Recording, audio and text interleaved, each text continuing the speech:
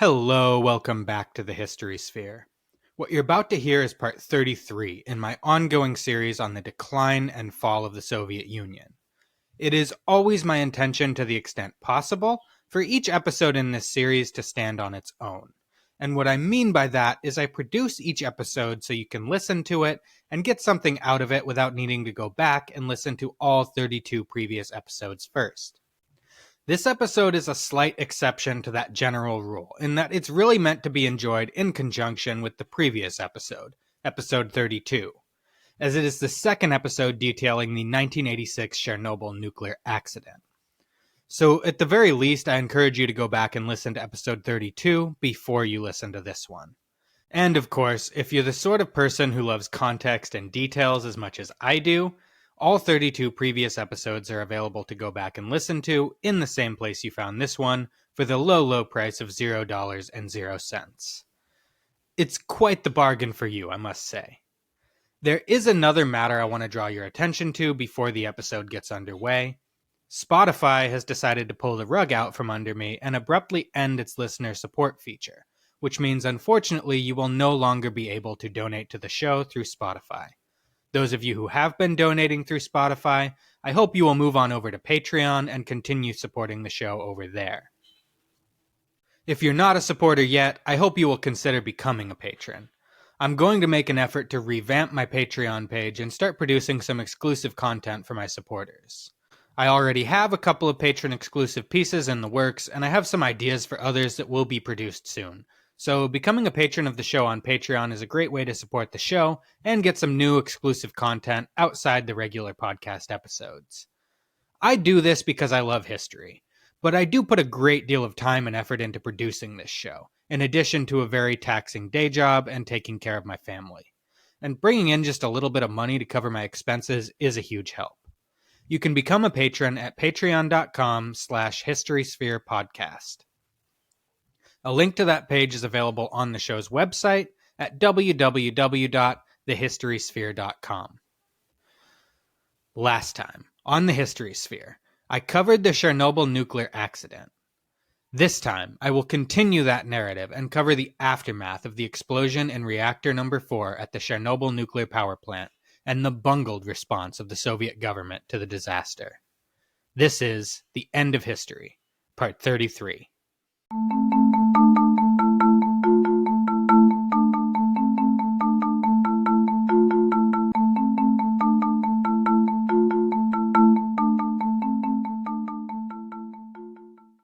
The older I get, the more I start to realize I'm exactly like my parents. When I was a teenager, I had managed to convince myself that my parents were idiots, and I was, of course, nothing like them.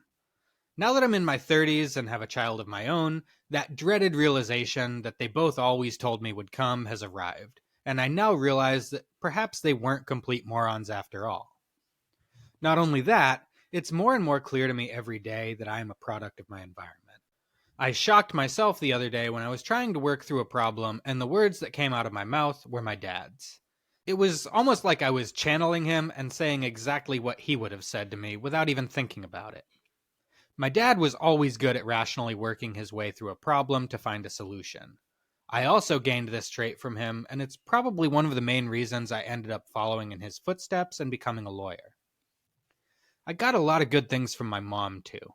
My sense of empathy and caring, and the tenderness with which I parent my own son, as well as my creative streak, are all traits I got from my mother. So in short, the older I get, the more I realize that I'm a lot like my parents, and the more I also realize that that's not such a bad thing.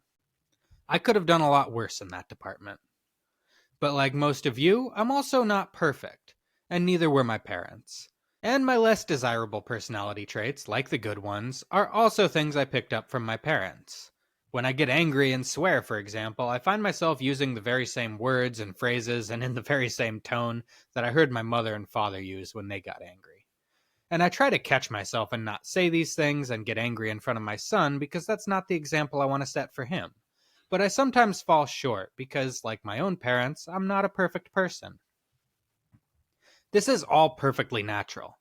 Every human being, every single one of us, is to some extent a product of their environment.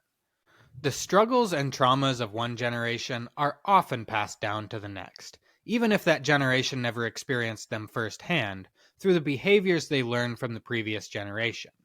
And this is true not just on an individual, but on a societal level. And in the Soviet Union of 1986, it is important to remember that we were just 33 years removed from the death of Stalin. The people who held positions of power at this time, including the General Secretary of the Communist Party, Mikhail Gorbachev, and pretty much the entire Politburo, were people who had joined the party and began their advancement in the party during the reign of Stalin. Many of the older members of the Politburo had actually been close advisors to Stalin. All of them were men whose ideas on how government and society function were instilled by the Stalin era. I said in an earlier episode, when I first introduced Stalin, that he shaped the Soviet Union into everything it became, good and bad things. And I think it's fair to say that Stalin, much more so than Lenin, is the quote-unquote father of the Soviet Union. Even men who wanted to turn the Soviet Union away from its Stalinist roots, like Khrushchev and later Gorbachev, could never quite escape from their own Stalinist roots. Gorbachev had plans for sweeping reforms, and he had even begun some of them, but they were far from taking full effect. At this point, we're still dealing with a state that is structured fundamentally in the same way that Stalin shaped it. That is, a one-party state where power flowed from the top down. Credit for successes always naturally flowed up the pyramid, eventually landing, if not solely with the General Secretary, then at least with the collective leadership of the Politburo. And yet the stability of the system depended on its perceived infallibility. So while an individual could make a mistake, the party could not. The party insisted that if the Soviet system were allowed to operate as intended, it would be perfect. And so mistakes and failures could not be absorbed collectively by the party. If something went wrong, somebody had to be held responsible for either incompetence or worse, sabotage. I probably don't need to tell you that when someone is scapegoated for a mistake or a failure, it usually wasn't anybody near the top of the Communist Party pyramid. Crap always flows downhill, as the saying goes, and it was common practice for blame to be passed down the pyramid until it rested on somebody sufficiently unimportant, whose life would then of course be ruined. By the 1980s, Stalin's methods were a thing of the past. There was no gulag, and capital punishment was not generally used as a punishment for purely political crimes. But once you became persona non grata with the Communist Party, even if you didn't go to prison, you could kiss goodbye to your career, your ambitions, and often the ability to provide for your family. Nobody was eager to take responsibility, and everyone eager to avoid it. This system of passing the buck for failures downward was combined with an incredible phenomenon of what I like to call systemic vanity. Like I mentioned before, there was this underlying belief that Soviet socialism, when allowed to operate purely and without interference, was the perfect system. And like ideologues and fanatics of all stripes, the communist leaders of the Soviet Union had a tendency to reject information that did not confirm this worldview. So when something went wrong that reflected poorly on that system and seemed to undermine that worldview, it was covered up or denied, lest the Soviet Union look bad when compared to its capitalist rivals in the West. This phenomenon provides the first example of what went wrong at Chernobyl.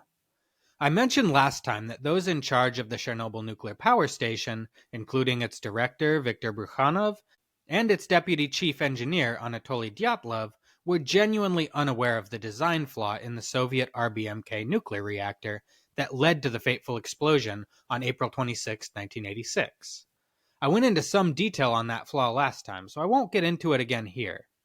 But just because Bryukhanov and Dyatlov were unaware of the design flaw does not mean nobody knew. Indeed, there had been another incident a few years earlier with another RBMK reactor that was less catastrophic and therefore easier to cover up. On November 30th, 1975, a similar though less severe incident occurred in Reactor 1 of the Leningrad nuclear power station, resulting in a partial meltdown and the release of radioactive material into the atmosphere. The incident was never reported publicly, and indeed we only know of it now because of the opening up of the Soviet archives that occurred after the collapse of the USSR in the 1990s. A committee was quietly appointed to investigate the accident, and they produced a sham report blaming the accident on faulty construction rather than any inherent design in the reactor. Those scientists and engineers on the investigative committee knew better, but they were kept quiet by a regime eager to avoid the embarrassment of publicly acknowledging the inferiority of this uniquely Soviet design. If Dyatlov had been aware of the previous accident at Leningrad Nuclear Power Station and the inherent instability of RBMK nuclear reactors, even of the potential for a steam pressure explosion, all of which were known to those at the top of the Soviet nuclear industry, he may have proceeded with more caution when conducting the test and raising the power in Reactor 4 at Chernobyl. But these facts were hidden from him. Likewise, if Bryukhanov had known of this previous accident and the potential for an explosion within the reactor, he may have acted more swiftly to contain the situation and urged his subordinates to take swifter action to mitigate it. But alas, he was also unaware of the seriousness of the situation because key information had been withheld from him. This is not to exonerate either man, both of whose actions were partially responsible for the tragedy at Chernobyl, but to give you the full context by pointing out that while they, especially Dyatlov, were reckless and irresponsible, they were also operating on assumptions that could have easily been corrected if those above them had shared relevant information with them. And that information was intentionally not shared with them because of the systemic vanity within the Soviet system. The fact that they could not admit to even one mistake, even to people working for the nuclear industry that absolutely needed to know, ultimately contributed to that mistake becoming a catastrophe. The cover-up is often worse than the crime, and Chernobyl is Exhibit A that proves that old maxim true. Even when you eliminate what happened a decade earlier in St. Petersburg than Leningrad, Soviet officials from top to bottom handled just about everything wrong in their response to Chernobyl. Everything they did was reminiscent of the Stalin era and the mistakes that were made during the great crisis of that time, the Second World War. Just like the chance to evacuate civilians from Leningrad and Stalingrad was missed by Stalin, and those who advocated for evacuating civilian populations were accused of, quote, spreading panic, end quote, the same was done when, after the explosion at the Chernobyl plant, some called for the evacuation of the nearby town of Pripyat. Officials at the plant at first downplayed the severity of the accident, leading party officials at the Republic and Union level to conclude that no evacuation was necessary and would cause an unnecessary panic. But even after the severity of the accident became clear, officials dragged their feet on evacuating Pripyat, going back to the systemic vanity, because they worried that evacuating the town would expose the gravity of their own mistakes and reflect poorly on them personally, and then the system itself. So even after they knew how bad it was, they simply denied it and for a time simply allowed the people of Pripyat to be exposed to dangerously high levels of radiation. Now here, I think it's necessary to pause and explain a little bit about how radiation affects the body when exposed to different levels over different periods of time. Last time, I talked about acute radiation sickness suffered by the plant workers and first responders who were in the immediate vicinity of the exposed reactor.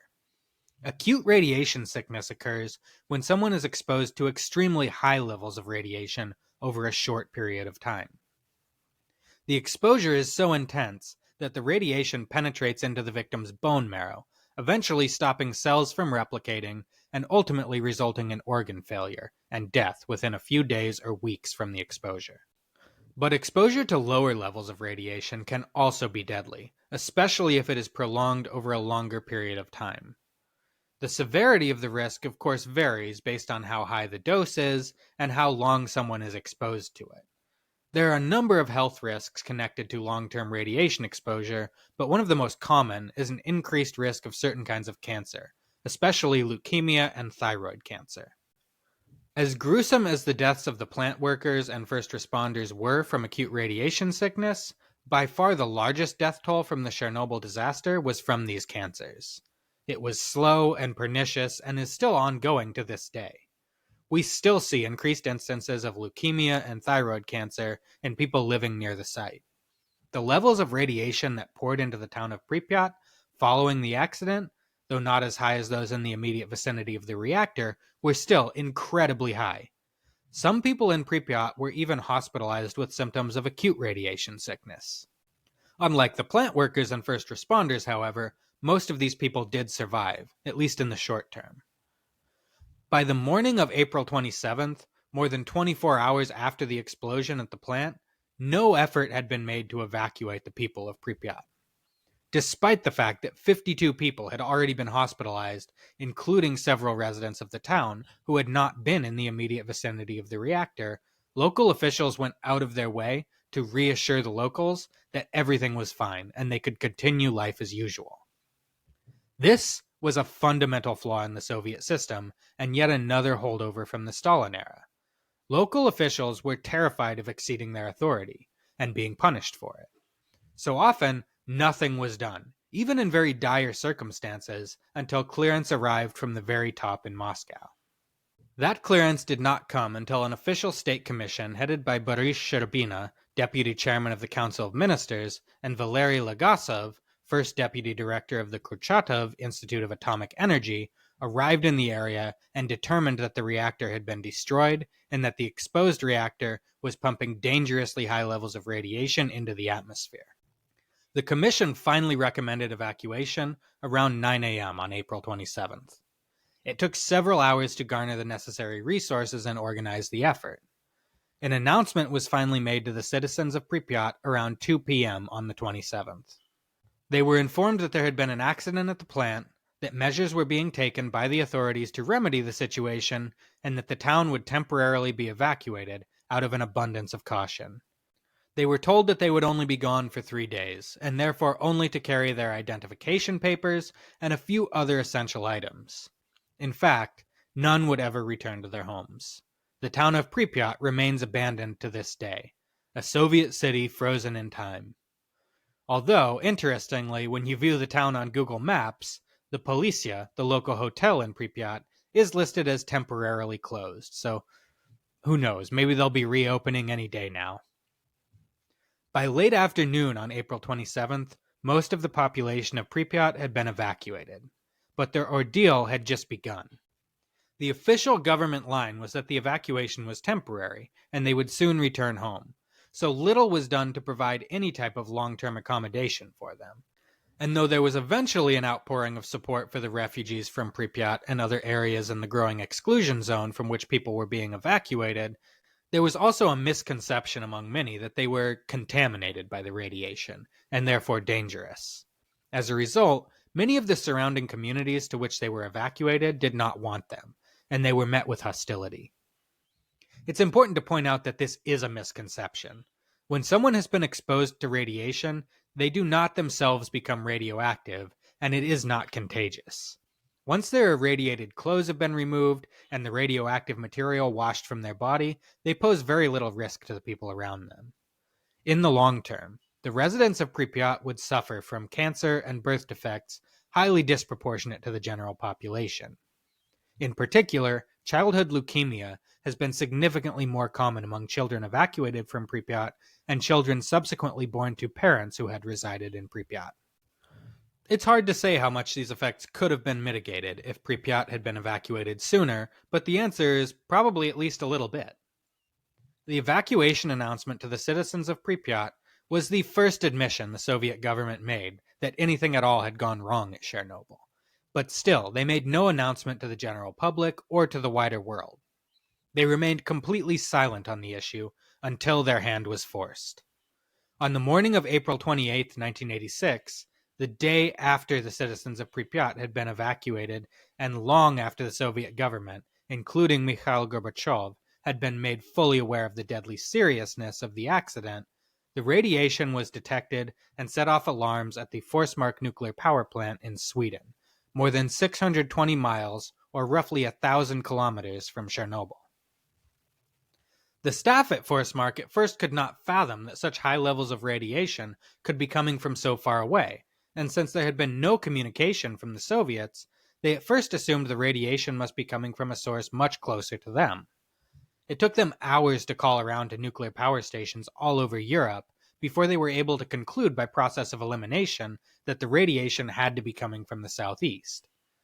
It was still not immediately clear that the radiation was coming from the Soviet Union, but Swedish scientists detected large amounts of graphite inside the radiation cloud, which indicated to them that it could not be a Swedish reactor and was most likely one of a Soviet design. Diplomatic communications were made to Poland, East Germany, and the Soviet Union to find out what was going on. Soviet diplomats did not outright deny that the radiation was coming from their country, but would not confirm it either. In response to the incessant questions coming from Swedish diplomats and members of the scientific community, Gorbachev called an emergency session of the Politburo to discuss how to handle the crisis from a public relations standpoint.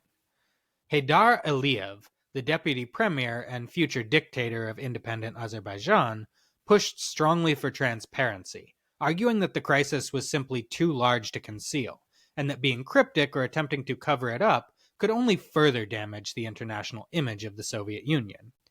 Gorbachev seemed inclined to agree with Aliyev, but deferred to the collective judgment of the Politburo. Ultimately, the pro-secrecy faction, led by Andrei Gromyko, the old fixture whose career at the highest levels of Soviet politics dated back to the time of Stalin, won the day. It was agreed that the crisis would not be concealed entirely, but that the statement released should be brief and without detail so as to, quote, avoid causing excessive alarm or panic, end quote. That evening, just after 9 p.m., a brief statement was read on the Soviet state TV news program Vremya, or Time, simply stating, quote, there has been an accident at the Chernobyl nuclear power plant. One of the nuclear reactors was damaged. The effects of the accident are being remedied. Assistance has been provided for any affected people. An investigative commission has been set up. End quote. No more information was offered. As nuclear stations all over Europe began to detect heightened levels of radiation, including some over 1,000 miles from Chernobyl, the global community began to deduce how severe the accident actually was. Foreign broadcasts, such as Radio Free Europe and other Western broadcasters like the BBC, attempted to broadcast their findings to people in the Soviet Union near Chernobyl with what information they had, and to provide safety tips and information on how to mitigate the risks. These broadcasts were jammed by Soviet authorities, but they did manage to reach enough Soviet people to allow the information from these broadcasts to start spreading by word of mouth. Many wondered why they were not getting this information from their own government, and one Ukrainian man later recounted that this was the exact moment he lost faith in the Soviet government and system. Because there was so little official word from the Soviets, Western media was forced to speculate a lot, and it must be said that at times, certain media outlets in the West reported outrageously inaccurate information. The Washington Post, for example, reported on April 30th, 1986, that there were private reports of, quote, hundreds of deaths, end quote. And though with the long-term effects of the radiation in the months and years after this, the death toll from Chernobyl would reach into the thousands, at the time of this report, only 2 people had actually been killed, 2 plant workers who were killed in the initial explosion. About 30 more would be dead within a few days from acute radiation sickness. But at the time of this report, the death toll was nowhere near hundreds. Eventually, the exclusion zone around Chernobyl was widened to 30 miles, meaning the military was sent in to evacuate everybody within a 30-mile radius of the plant. There was even talk of evacuating Kyiv, the Ukrainian capital, but authorities dismissed this outright. Indeed, despite dangerously high levels of radiation descending on the city, on May 1st, 1986, the annual May Day parade went ahead without a hitch. After it was clear in hindsight what a terrible idea this was, various officials traded blame for the parade going ahead. First Secretary of the Ukrainian Communist Party, Volodymyr Sherbitsky, later wrote that he had attempted to cancel the parade but was overruled by Gorbachev himself, who accused Sherbitsky of spreading panic and insisted that the parade go forward. For his part, Gorbachev never acknowledged this, but I think he lets on that there's at least some truth to Sherbitsky's account, as he says in his memoirs that allowing the parade to go forward was, quote, a mistake, end quote. To the untrained ear, such a statement may not sound like a big deal, but Gorbachev almost never admitted to a mistake. So for him to acknowledge this really shows that he had genuine regret over the decisions he made around the parade. As I have already pointed out, the response to the Chernobyl disaster was a perfect storm of incompetence, callousness, and shameless lies. But I would be remiss if I did not also point out that there was plenty of heroism and self-sacrifice to accompany them. Beginning at the top, members of the investigatory commission appointed by the Politburo, including Boris Sherbina, the deputy chairman of the Council of Ministers, and his partner from the scientific community, Dr. Valery Legasov, remained in the vicinity of Chernobyl for weeks to coordinate the containment efforts. They knew that they were being exposed to extremely dangerous levels of radiation that were likely deadly, and yet refused to send others to take risks that they would not, and chose to lead by example. Their team also made hard choices. Faced with limited resources and the risk of an even bigger catastrophe if their containment efforts failed, Sherbina and Legasov utilized the resources that the Soviet and before and after that Russian leaders have always been able to call on in times of crisis. A seemingly endless supply of manpower and a willingness to sacrifice human lives to achieve their ends.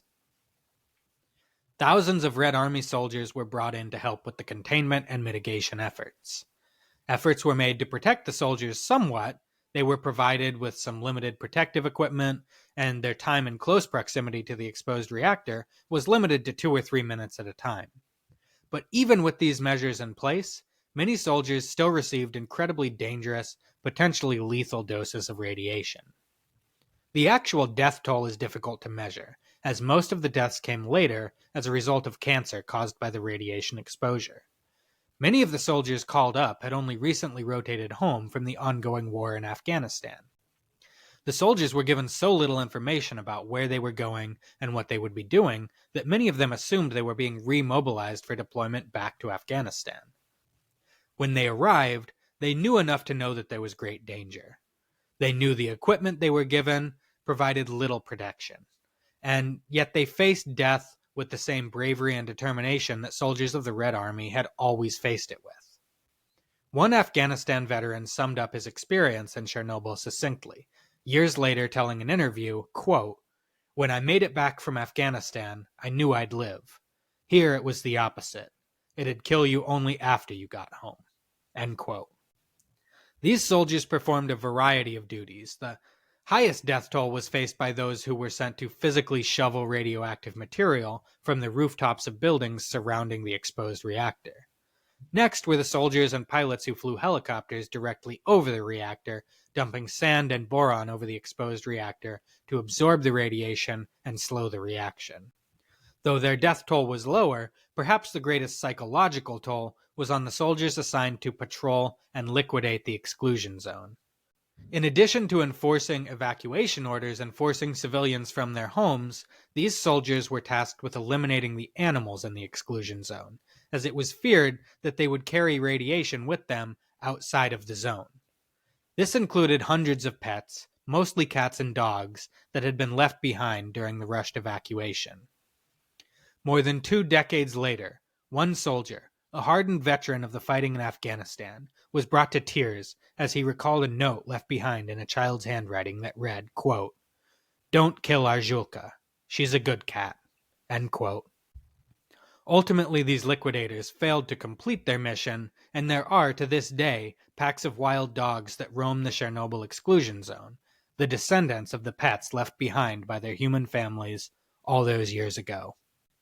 Indeed, one of the most interesting things about the Chernobyl exclusion zone today is the thriving wildlife. It is, for example, home to one of the only thriving wolf populations in Europe, as there are 3 known packs of European gray wolves active within the Chernobyl exclusion zone.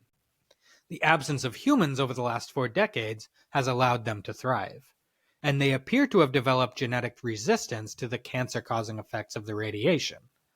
Scientists are eager to continue the study of this wolf population, which has unfortunately been interrupted by Russia's invasion of Ukraine, which began in 2022. Of course, it was not just soldiers who participated in the containment and mitigation of the disaster at Chernobyl. There were engineers, miners, and countless ordinary people who faced their own mortality to save the region's people from a wider disaster. It was a monumental effort, and though it came at a huge cost, it was ultimately mostly successful.